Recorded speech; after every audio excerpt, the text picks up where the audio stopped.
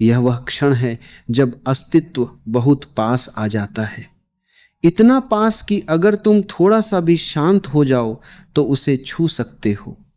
रात विदा ले रही होती है, दिन ने अभी दस्तक भी नहीं दी होती। पक्षी चुप होते हैं, हवाएं धीमी हो जाती हैं और प्रकृति जैसे अपनी सांस रोक लेती है। इसी ठहराव में ब्रह्म मुहूर्त जन्म लेता है।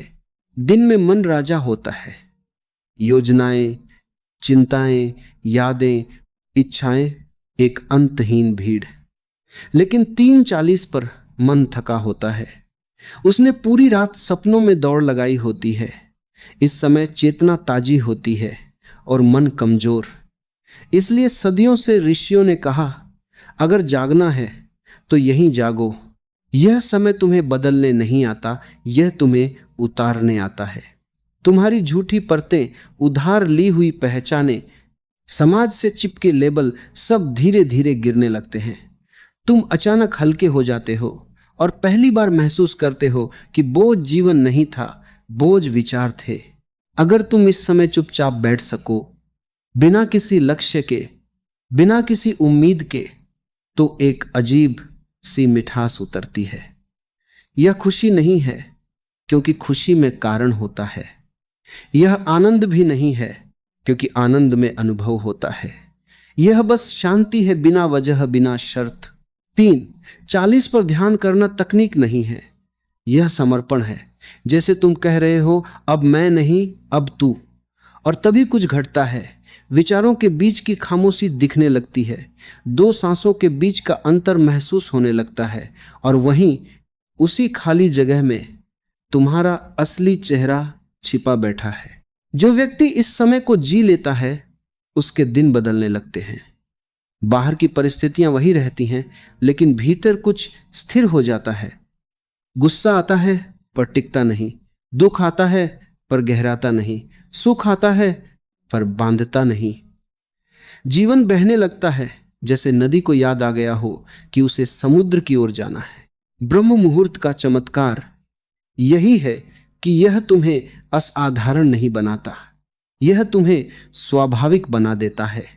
और स्वाभाविक होना ही सबसे बड़ा चमत्कार है, क्योंकि दुनिया ने तुम्हें कुछ और बनने की इतनी कोशिश करवाई है कि तुम खुद को ही भूल गए हो। यह समय अनुशासन नहीं सिखाता, यह प्रेम सिखाता है। धीरे धीरे तुम्हें इस समय से प्रेम हो जाता है। फिर अलार्म की जरूरत नहीं पड़ती, शरीर खुद जाग जाता है। जैसे आत्मा कह रही हो, चल आज फिर खुद से मिलने चलें।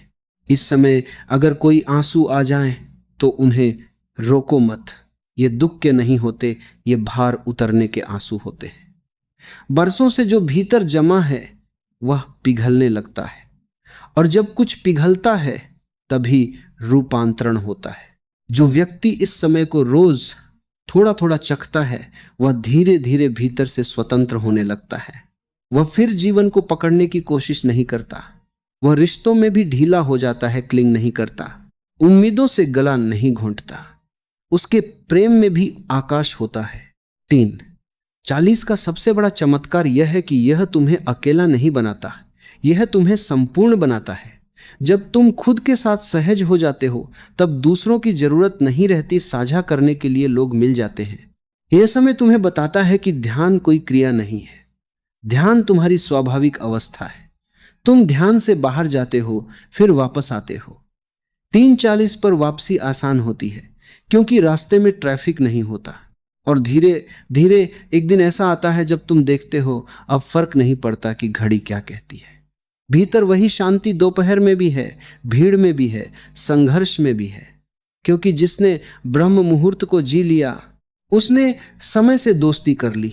तब जीवन समस्या नहीं रहता, तब जीवन प्रश्न नहीं रहता, तब जीवन उत्तर भी नहीं रहता। तब जीवन बस जीवन होता है, नंगा, सरल, जीवंत। और तुम पहली बार समझते हो, जागना सुबह का काम नहीं था, जागना तो अस्तित्व का स्वभाव है।